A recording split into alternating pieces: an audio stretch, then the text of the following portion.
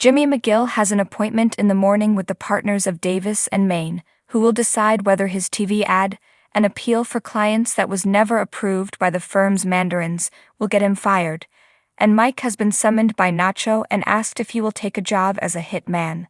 This is more suspense than we saw at the end of either of the first two episodes, which seemed completely uninterested in leaving behind a bit of viewer bait.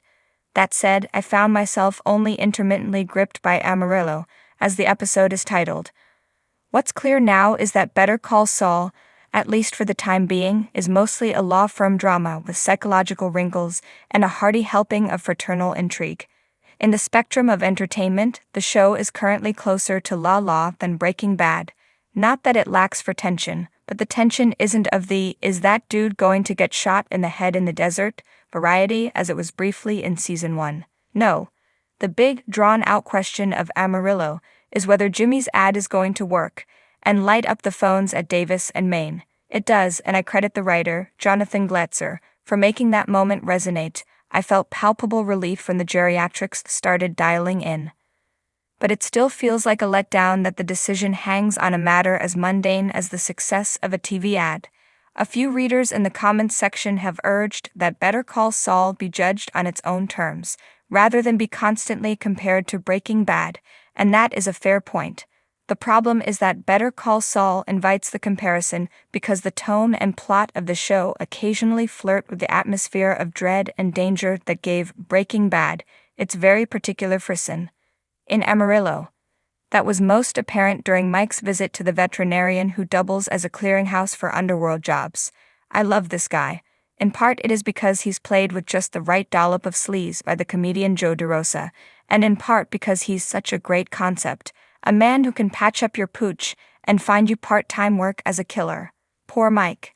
He spends most of this episode fretting over his daughter-in-law, Stacy, who believes her home is being shot at, perhaps by allies of the corrupt Philadelphia police officers who used to work with her now-deceased husband. Then again, it might be a figment of Stacy's imagination.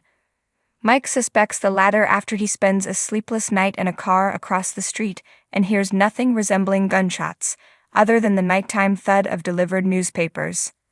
Nonetheless, he decides that he needs money to move Stacy and his granddaughter into another home, and that leads him to a clandestine meeting with Nacho, who apparently is about to chaperone him to the world of professional killing.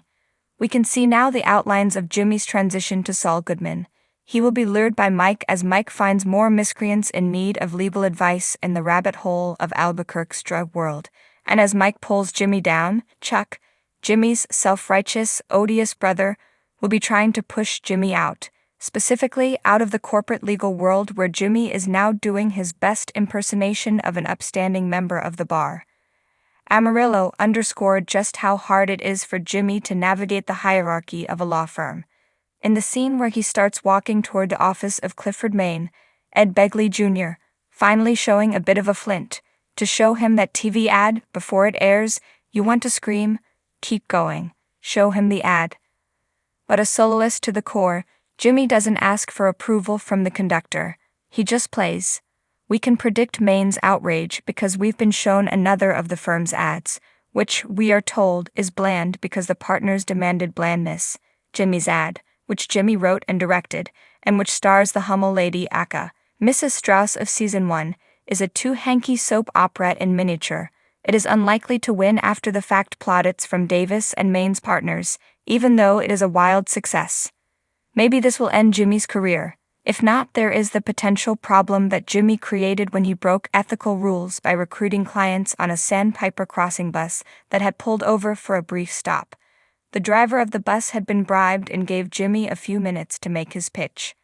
At a subsequent meeting of lawyers on the Sandpiper case, Chuck fricassees Jimmy when he asks how, exactly, he signed up so many people, so quickly from one assisted living facility in Texas. Jimmy lies and suggests it was the magic of a direct mail solicitation, plus word of mouth.